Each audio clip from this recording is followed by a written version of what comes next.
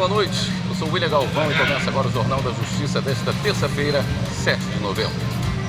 Primeira turma do Supremo fixa entendimento para acordo de não persecução penal em ações que já estavam em andamento antes do pacote anticrime. Este é um dos destaques de hoje e você acompanha também nesta edição. STF nega pedido para ouvir peritos em ação penal de acusado de feminicídio em Goiás. Pedido de investigação de envio de Pix ao ex-presidente Jair Bolsonaro é encaminhado à Polícia Federal. E ainda, a ação voluntária de magistrados aposentados para atender pedidos de conciliação no Judiciário do Paraná.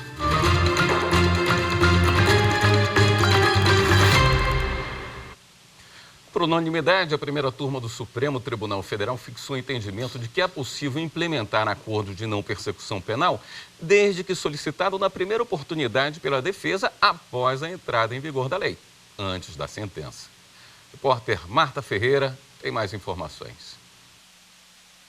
O acordo de não persecução penal foi introduzido no Código de Processo Penal pela Lei 13.964, de dezembro de 2019, o chamado pacote anticrime, e entrou em vigor a partir do dia 23 de janeiro de 2020.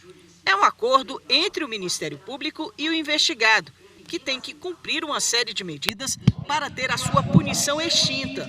O acordo só é cabível nos casos de crime sem violência ou grave ameaça, com pena mínima inferior a 4 anos.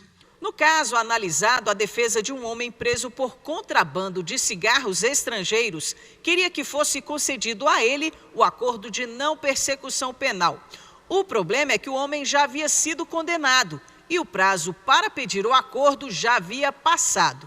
A defesa, então, recorreu ao Supremo e o processo foi levado para julgamento na primeira turma. O relator do processo, o ministro Alexandre de Moraes, negou o pedido. Ele entendeu que nas ações penais já em andamento, a partir do pacote anticrime, a solicitação do acordo de não persecução penal deve ser feito no primeiro momento que a defesa puder se manifestar no processo e antes da condenação. A primeira turma acompanhou o voto do relator, fixando o seguinte entendimento. No caso do acordo de não persecução penal para as ações penais já iniciadas em andamento no momento da publicação da lei, é possível é possível que o Ministério Público analise o acordo de não persecução penal, desde que a defesa se manifeste na primeira oportunidade e que não tenha ocorrido sentença condenatória. Essa tese passa a ser o entendimento da primeira turma e deve ser aplicada até a decisão definitiva no plenário do Supremo. O ministro Alexandre de Moraes negou o pedido para abrir investigação contra o presidente Lula sobre presentes oficiais que ele teria recebido. Repórter Carolina Chaves.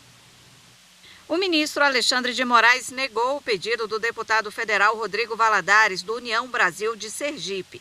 O parlamentar alegou que Lula admitiu durante live transmitida em julho deste ano que teria recebido um relógio do ex-presidente francês Jacques Chirac em 2005 e não registrou na lista oficial de presentes recebidos por autoridades estrangeiras. O deputado justificou o pedido com base no princípio da isonomia, já que o ex-presidente Jair Bolsonaro está sendo investigado criminalmente por fato semelhante. Mas, ao negar o pedido e determinar o arquivamento, o ministro Alexandre de Moraes seguiu o parecer da Procuradoria-Geral da República e entendeu que não há indícios mínimos para abrir investigação. Pix enviado ao ex-presidente Jair Bolsonaro será investigado pela Polícia Federal. O ministro Alexandre de Moraes acolheu manifestação da Procuradoria-Geral da República e encaminhou petição para a PF. Rossini Gomes. O ministro Alexandre de Moraes, do STF, atendeu um pedido da PGR e encaminhou à Polícia Federal uma petição apresentada por parlamentares para apurar possíveis ilícitos praticados pelo ex-presidente Jair Bolsonaro. A investigação está relacionada ao envio de dinheiro por apoiadores via Pix no primeiro semestre deste ano. O objetivo é analisar a eventual conexão de provas entre esses fatos e o inquérito que apura a existência de milícias digitais antidemocráticas e financiamentos.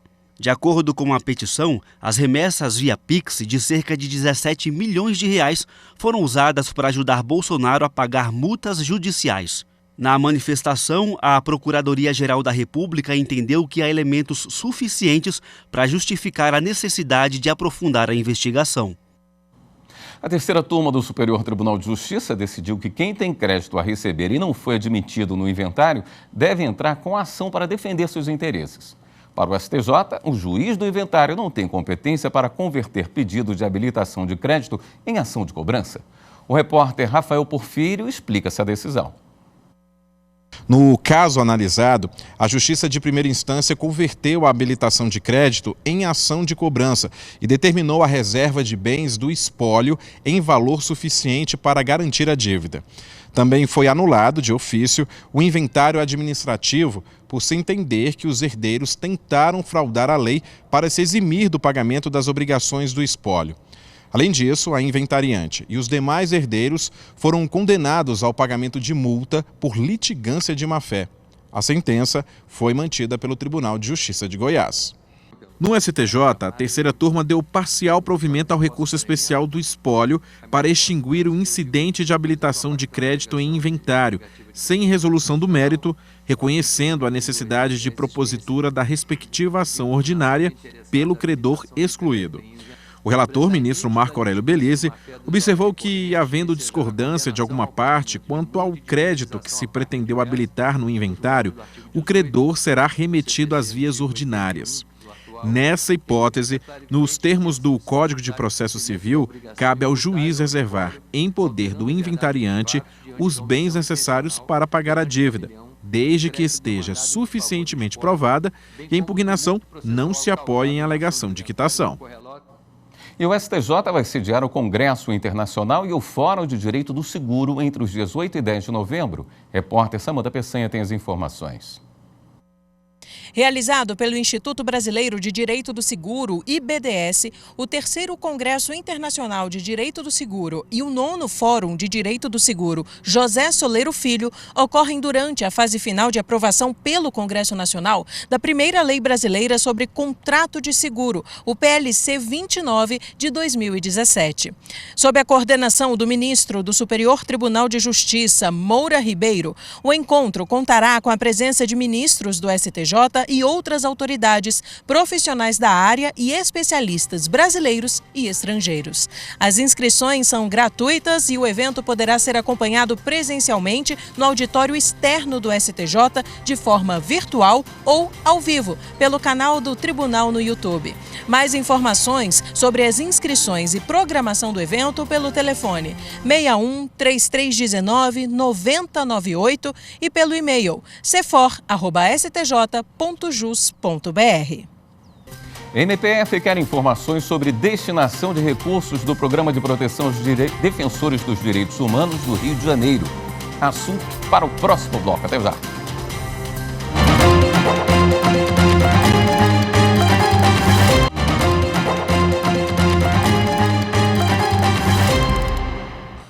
O Ministério Público Federal pediu informações ao governo federal sobre a destinação dos recursos para o Programa de Proteção aos Defensores dos Direitos Humanos do Rio de Janeiro.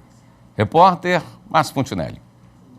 O ofício foi elaborado depois que o Ministério Público Federal constatou a falta de recursos para dar seguimento às medidas protetivas para as minorias no Rio de Janeiro, inclusive com a possibilidade do fim do Programa Estadual de Proteção aos Defensores dos Direitos Humanos.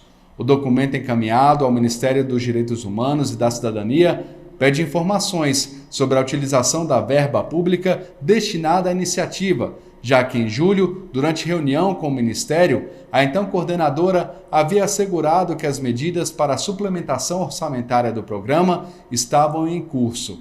O Ministério dos Direitos Humanos e da Cidadania tem um prazo de 10 dias para encaminhar as informações solicitadas. E o MPF está promovendo o evento para debater ações agroecológicas que envolvem temas como agricultura familiar, combate à fome e justiça climática. Madeleine Machado tem os detalhes.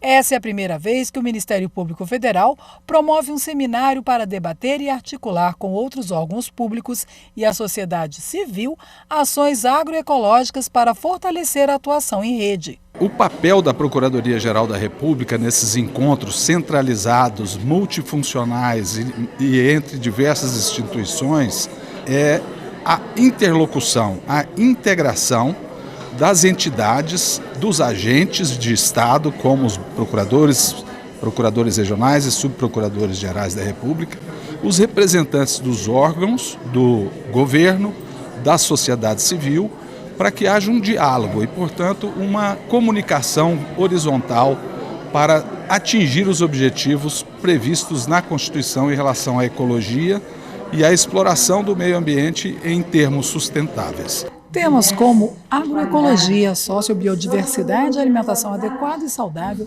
foram discutidos no Seminário Nacional Agroecologia e Políticas Públicas, que ocorreu no espaço multiuso na sede da Procuradoria-Geral da República em Brasília. Esse seminário foi uma proposta, do GT Agroecologia, que é um GT intercameral, 4ª e 6ª Câmaras. É um sistema que defende o meio ambiente e a saúde humana. É um sistema que preserva solo, água, biodiversidade e a saúde humana e dos agrossistemas. Agricultura familiar, agroecologia, combate à fome e justiça climática também foram debatidos durante o evento. A ideia inicial foi trazer os olhares da sociedade brasileira, que atua nesse tema da agricultura familiar, agroecológica, orgânica, e dos órgãos públicos que trabalham com isso, para dentro do MPF, para entender como o MPF pode ser útil na multiplicação e na correta adequação das políticas públicas. Como é que a gente estimula o alimento ser mais saudável, como é que a gente estimula as práticas serem melhores, dentro dessa questão que a gente está falando de comida. E agora a gente mostra como foi o encontro de diretores de varas do trabalho da Bahia. Repórter Carolina Vasco. O TRT da Bahia promoveu o 24º encontro dos diretores de vara no auditório do Fórum do Comércio em Salvador. O evento, organizado pela Escola Judicial, possibilita a troca de boas práticas e de informações sobre as 88 unidades do regional. E essa relação entre o diretor, entre os funcionários da vara, com o juiz, com as partes jurisdicionadas, é indispensável e essencial que se faça e ocorra dentro do trabalho que é desenvolvido pelo tribunal.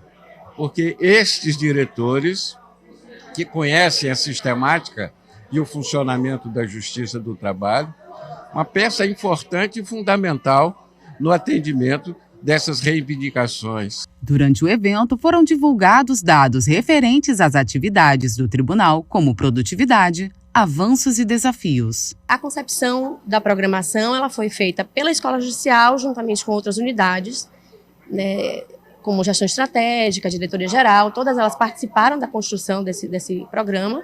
A comissão de diretores também teve um papel super importante nessa programação, e o intuito era abordar exatamente temas de interesse da administração, que atendesse metas estratégicas, e também do público-alvo, abordar temas humanísticos como assédio sexual, assédio moral, temas também que envolvem abordagem de aspectos psicológicos, dos diretores, que é muito importante, saúde mental. O representante da comissão dos diretores, Rogério Pio, comenta as novidades desta edição. Este ano nós temos a novidade nós trouxemos para cá um projeto inovador chamado Solária, que vai mudar a forma de trabalho dos servidores. É um programa de inteligência artificial que vai reduzir os trabalhos repetitivos dos servidores. Então, isso deve aumentar a produtividade e melhorar até a performance das unidades, das varas de trabalho. A Lei Geral de Proteção de Dados, assim como na 23ª edição, foi abordada. O primeiro encontro foi realmente para falar um pouco a respeito dos aspectos mais teóricos da LGPD. E agora, já no final da gestão, é basicamente o momento da gente revisar e também dar uma satisfação, prestar contas de tudo que foi implementado em relação à Lei Geral de Proteção de Dados, inclusive com a criação de núcleo próprio de segurança da informação. Porque quando a gente pensa em LGPD, não se pode proteger dados sem segurança da informação. Em Mato Grosso, mulheres em tratamento contra o câncer participaram de um círculo de construção de paz. A ação foi promovida pelo Centro Judiciário de Solução de Conflitos e Cidadania da comarca da Chapada dos Guimarães, como mostra a repórter Celi Silva. A natureza exuberante de Chapada dos Guimarães é o cenário ideal para a conexão consigo mesmo e com o outro, buscada em um círculo de paz. E foi isso que aconteceu com mulheres em tratamento contra o câncer, familiares delas e voluntárias da organização não governamental MT Mama, por iniciativa do Centro Judiciário de Solução de Conflitos e Cidadania, o Sejusc da comarca. Nós nos fizemos presentes aqui justamente para a gente acolher essas pessoas que não necessariamente, quando tem uma demanda específica que o judiciário tem que agir, né? Mas a gente está atuando aqui de forma pré-processual e abarcando essa campanha tão importante de conscientização. Uma forma das pessoas colocarem a dor de uma forma mais criativa, mais amorosa. E achei muito interessante porque a gente sempre fala das coisas belas, né? E é difícil falar de um período difícil da sua vida, né? E foi muito bacana, foi um aprendizado para mim. A realização do Círculo de Construção de Paz contou com a parceria de uma pousada, que cedeu espaço para a atividade, e da Prefeitura de Chapada dos Guimarães, que, por meio da Secretaria de Saúde, encaminhou os pacientes. É muito importante essa união, esse trabalho de toda a equipe da saúde, agora do judiciário, né? Tendo esse olhar mais humano, né? É uma coisa assim inédita que a gente vê, né? O diagnóstico precoce é o principal aliado no tratamento do câncer de mama. Quando identificado cedo, o tumor pode ser tratado, impedindo que outros órgãos sejam atingidos e aumentando as chances de cura. E igualmente importante é a atenção aos fatores emocionais e psicológicos, o que pode impactar positivamente neste momento tão delicado na vida de uma pessoa. A voluntária do MT Mama destaca que a instituição oferece de forma totalmente voluntária e gratuita atividades voltadas para o resgate da autoestima e bem-estar mental e físico das assistidas. Ela agradece a oportunidade de conhecer mais uma prática que pode contribuir com esse atendimento. Nós temos várias atividades integrativas. Por exemplo, nós temos reiki, hidroginástica, dança do ventre, meditação. Nós temos um apoio jurídico, uma orientação jurídica. Nós temos o apoio psicológico também e diversas outras práticas. A gente vivenciando um círculo dessa magnitude, né?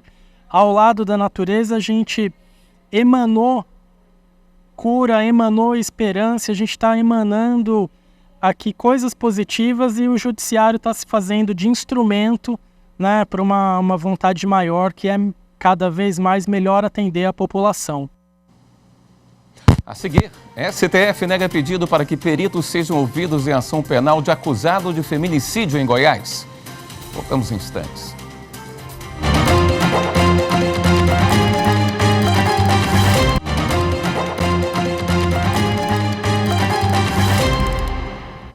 O presidente do Supremo, o ministro Luiz Roberto Barroso, recebeu há pouco estudantes do Programa de Liderança Pública da Universidade de Georgetown, nos Estados Unidos. A repórter Viviane Novaes acompanhou.